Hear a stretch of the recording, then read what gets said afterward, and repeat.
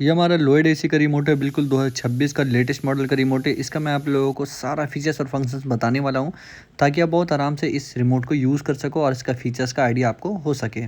सबसे पहले तो ऊपर टेम्परेचर बटन है, जो माइनस प्लस लिखा हुआ आपका टेम्परेचर कम और ज़्यादा करने के लिए। बीच वाला जो बटन है आपका, वो आपका ऑन ऑफ के लिए है। अब पॉइंट की तरफ बढ़ते हैं। पहला हमारा फ़ैन का ऑप्शन आता है, जिसमें हम फ़ैन के स्पीड को कंट्रोल कर सकते हैं। जैसे फ़ैन के स्पीड को कम और ज़्यादा करना है, बहुत आराम से आप इसका फ़ैन के स्पीड को कम और ज़्यादा कर सकते हैं। डायरेक्शन को भी चेंज कर सकते हैं फ़ैन स्पीड का, तो ईज़ी वे में ही हमारा काम हो जाएगा।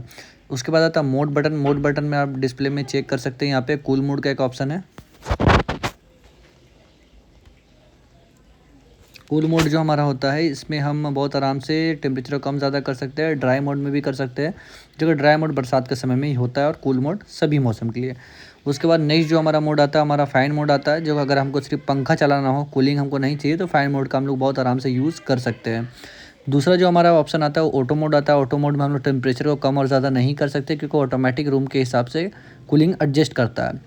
लास्ट जो हमारा ऑप्शन आता है, हीट मोड होता है। जो ऐसी हॉट एंड कूल रहेगा, वो आपका हीट मोड उसमें वर्क करेगा। ये सारा ऑप्शन नॉर्मल है, जो कि सभी लोएड के एसी में देखने को मिल पाएगा आप लोगों को, जो भी मोड वगैरह आपको शो कर रहा है, लेटेस्ट एसी में और ओल्ड एसी में भी। लेकिन इसमें कुछ ऐसा भी ऑप्शन है जो कि न्यू है। जैसे हमारा यहाँ पर एक वर्टिकल स्विंग का ऑप्शन है और हॉरिजॉन्टल स्विंग का है, और एक टर्बो का ऑप्शन। ये टर्बो काफ़ी कमाल का है, ये मुझे काफ़ी बढ़िया लगा। टर्बो बटन को प्रेस करोगे, डिस्प्ले में एक आइकन आ रहा है, जिससे आपका जल्दी से जल्दी रूम में कूलिंग बनेगा, कंप्रेसर फुल स्पीड पे चलेगा।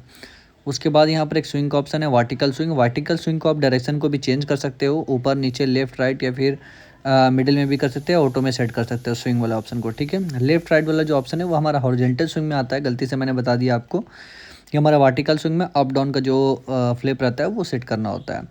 यहाँ पे आप डिस्प्ले